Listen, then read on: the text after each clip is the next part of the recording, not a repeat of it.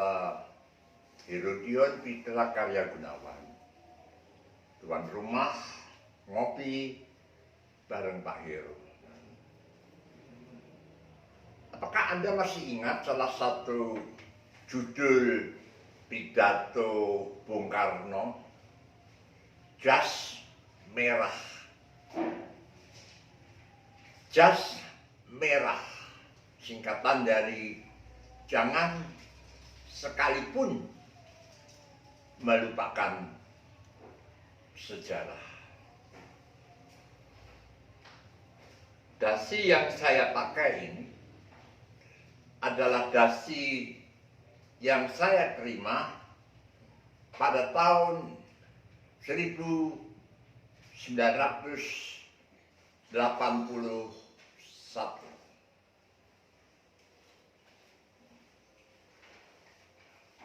Dari siapa saya terima dasi ini? Dasi ini saya terima dari satu kelompok vokal grup dan tim PI yang memberi nama dirinya Gabriel. Semula tim Gabriel ini adalah tim dari Deputat PI Sinode GKI Jateng yang mengikuti beberapa pengkhotbah yang sudah ditunjuk untuk melakukan KKR serempak di jemaat-jemaat GKI Jateng. Salah satu dari pengkhotbah itu adalah saya. Nah, ketika saya dan istri berpindah lokasi, berpindah tempat, berpindah pelayanan karena sudah habis masa pengabdian saya sebagai Sekum Sinode GKMI, dan kemudian saya diundang untuk menjadi gembala jemaat GKMI Jepara. Dasi inilah yang jadi salah satu kenang-kenangan mereka buat saya. Gabriel namanya, Bapak K. Budi Santoso pembimbing mereka. Sekarang beliau sudah rapat, kira-kira 2 atau 3 tahun yang lalu. Waktu itu istri saya masih hidup. Bapak K. Budi Santoso, Kristiawan Budi Santoso, dia sehari-hari pada waktu itu mempunyai pekerjaan menguras akuarium, menyediakan ikan-ikan hias dalam akuarium. Beberapa orang yang gemar untuk merawat, gemar untuk memiliki ikan-ikan hias di rumahnya. Bapak K. Budi Santoso, seorang pengkhotbah awam, banyak buku-buku yang dia miliki dalam bahasa Inggris, dan dia seringkali menyempatkan diri berkhotbah di jemaat-jemaat yang membutuhkan pelayanan khotbah, jemaat-jemaat GKI yang kecil, yang barangkali dari segi finansial kurang kuat untuk memanggil pengkhotbah-pengkhotbah dari luar kota.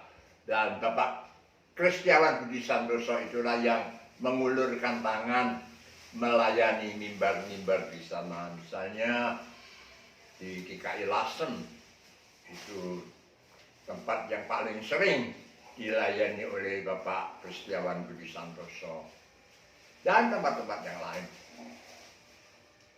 Bapak Kristiawan Budi Santoso bukan orang yang tanpa cacat, bukan manusia sempurna, tapi jangan kita melupakan jasa seseorang. Tim Gabriel ini sempat menampung aspirasi dari banyak anak muda pada waktu itu untuk bergabung bersama. Saya hanya bisa menyebutkan beberapa di antara mereka. Misalnya Bira Hendi Bira Hendy pada waktu itu adalah mahasiswa kedokteran di Semarang. Nah, kemudian Bira Hendy di kemudian hari saya jumpai ketika saya menjadi gembala jemaat di GKI Purworejo di Grobogan, sudah menjadi dokter. Lalu Eko Yulianto, siapa yang tidak kenal dia? Eko Yulianto, kalau tidak salah berasal dari Klaten. Eka Yulianto tulisannya, tapi panggilannya Eko Yulianto, menjadi dokter super spesialis bedah salah kotak di Siloam, rumah sakit Siloam di Jawa Barat. Dia terkenal kehebatannya, kepandaiannya. Dia sempat juga menolong beberapa pasien yang tidak mampu untuk membayar ongkos operasi. Dia bayar untuk pasien itu dan dia sungguh-sungguh membuat pasien itu sembuh. Luar biasa. Eko Yulianto. Waktu itu dia masih anak muda, masih di Fakultas Kedokteran. Kemudian dia diambil menantu oleh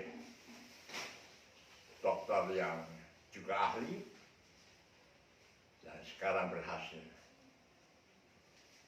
Lagi, saya agak lupa nama Indonesianya. Adalah Wacai itu pernah melayani di Weleri Pleren. Kemudian mutasi ke Jakarta, salah satu gereja GKI di Jakarta. Ada banyak anak-anak muda dan di antara mereka ada si kembar Ina dan Heni. Setelah sekian lama tidak berjumpa, tidak berkomunikasi, baik melalui tulisan, melalui surat, melalui telepon, apapun. Setelah istri saya wafat, 3 bulan lebih sedikit, Ina dan Heni menyambangi saya, dan sejak itu kami kontak kembali sampai sekarang. Jangan melupakan sejarah. Saya sempat kaget ketika saya membaca dan menonton video ulang tahun GKMI Kudus. Pada tahun berapa itu agak lupa, sudah agak lama. Demikian juga ketika saya membaca ringkasan uraian dari sejarah berdirinya sekolah-sekolah Masehi Kudus, kok nama ayah saya tidak ada dan tidak pernah disebut satu kali pun. Goculok, yang seringkali dipanggil Pak Go. Beliau tidak ganti nama, tetap Goculok, Pak Go. Dia guru dari 4 zaman, 3 zaman, 5 zaman, sejak zaman Belanda, zaman Jepang, zaman Republik, zaman Belanda masuk lagi, zaman Republik, zaman Orba. Bahkan setelah pensiun sebagai kepala sekolah SMP Negeri Kudus, masih mengajar di SMA Masehi Kudus, bahkan dipercaya menjadi kepala sekolah. Ayah saya, Pak Goculok, itu merupakan salah satu perintis dari sekolah Masehi di Kudus. Saya masih ingat TK yang pertama dibuka, saya menjadi murid di situ bersama teman-teman yang lain. Kemudian SD dibuka. Kemudian pada waktu saya lulus kelas 6 SD SR, pada waktu namanya sekolah rakyat, belum ada sekolah Masehi. Saya masuk ke SMP negeri, di mana kemudian ayah saya menjadi kepala sekolah di sana. Kemudian pada waktu saya di SMP negeri, saya naik ke SMA negeri, baru ada SMP Masehi, belum ada SMA negeri. Saya yakin kalau pada waktu itu sudah ada SMA Masehi, saya akan dimasukkan ke SMA Masehi, tidak di SMA negeri. Tapi herannya nama ayah saya kok lenyap sama sekali, tidak dicantumkan sekalipun. Ada apa? Jas merah. Jangan sekalipun melupakan sejarah. Jangan sekalipun menggelapkan sejarah. Jangan sekalipun membelokkan arah sejarah. Itu suatu tindak kriminalitas dalam masalah. Saya pada waktu mendarat kembali di Semarang tahun 2000 bulan April setelah pelayanan saya di GKA Gracia Surabaya berakhir. Saya iseng-iseng bertanya kepada petugas kantor Sinode GKMI, apa saya bisa minta ya cetakan terakhir buku Aku dan Aku. Buku itu dulu ditulis jauh lama pada tahun 1970.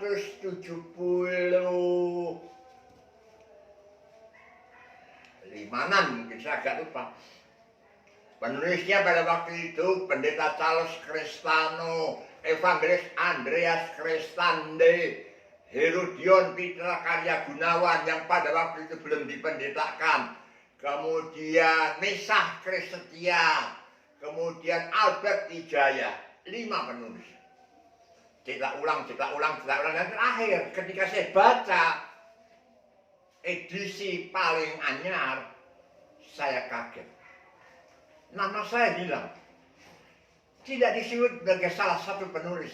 Padahal dalam buku Aku dan Aku itu bagian atau bab Aku dan Keluarga Kudus ditulis oleh saya. Dalam kata pengantar hanya disebutkan, sementara bab Aku dan Keluargaku ditulis ulang. Tanpa dikatakan yang semula ditulis, tidak ada. Langsung ditulis ulang oleh Pendeta Dr. Mesah Krisetia. Saya coba pelajari, saya baca bab itu. Ternyata masih persis sama dengan tulisan saya semula. Hanya ditambah sedikit. Tidak ada 10%, sedikit saja. Tambahan dari Pak Mesah. Apakah itu makna ditulis ulang? Ditulis ulang berarti kan merombak hampir seluruhnya, bukan? Tapi tulisan saya itu persis sama, hanya ditambah sedikit saja Pak Mesah. Hanya karena itu nama saya dihapus. Oh, barangkali karena saya sudah sempat berpindah sinode. Dari GKI Jepara saya pindah ke GKI Jateng di Purwodadi Grobogan. Karena itu kan, apakah hanya karena masalah itu nama saya kemudian dicoret, dibuang? Tidak ada kebesaran jiwa untuk mengakui karya orang lain. Tidak ada kebesaran jiwa untuk mengakui jasa seseorang. Walaupun bagaimanapun kemudian orang itu sejarah hidupnya, itu merupakan kekerdilan. Jiwa yang kerdil. Bangsa yang besar adalah bangsa yang mengakui jasa para pahlawannya, bukan? Nah, bagaimana gereja mau besar? Kalau sedikit-sedikit sudah menghapus, hanya karena menganggap, nama dia ini sudah tidak baik. Jangan sekalipun melupakan sejarah. Maaf, saya mengeluarkan unek-unek ini hanya sebagai contoh. Bagaimana Anda harusnya bersikap sebagai orang Kristen yang dewasa, gereja yang dewasa, pengurus sinode yang dewasa. Saya lebih sakit ketika saya mengemukakan masalah nama saya yang lenyap dari buku Aku dan Aku edisi paling anyar kepada Pendeta Dr. Daniel Listia Budi, bekas anak asuh saya di GKMI Jepara. Daniel Listia Budi kemudian berkata, Pak, sudah saya tanyakan, kata Timotius Adidharma, Sekum Sinode pada waktu itu, dan sekarang juga jadi Sekum lagi. Katanya Bapak diberi 100.000, Bapak sudah terima. Oh, jadi masalah selesai hanya karena uang 100.000. Bagaimana saya tidak terima masakan saya mau kepala, mau nunjuk di pengadilan? Ya saya terima, tapi apakah pantas nama seseorang diganti dengan uang 100.000 dan beres? Bahkan penerbit-penerbit yang tetap mencantumkan nama penulis masih memberi royalti kan? Royalti bukan pengganti pencantuman nama, bukan? Walaupun diberi royalti, itu hak penulis. Kan nama penulis tetap dicantumkan. Nah, memang buku Aku dan Aku sekarang tersingkir ganti buku kategorisasi yang ditulis Rujianto. Tapi marilah kita belajar dari kisah ini. Jadilah orang Kristen yang dewasa. Jadilah penatua yang dewasa. Jadilah pengurus sinode yang dewasa. Jadilah gereja yang dewasa. Jadilah sinode yang dewasa. Sekian, sampai ketemu lagi. Tuhan memberkati. Tekan tanda jempol di kiri HP Anda dan subscribe, bagikan, forward, Anda share ke grup-grup yang Anda ikuti, teman-teman, Anda tolan, dan tetangga-tetangga saudara.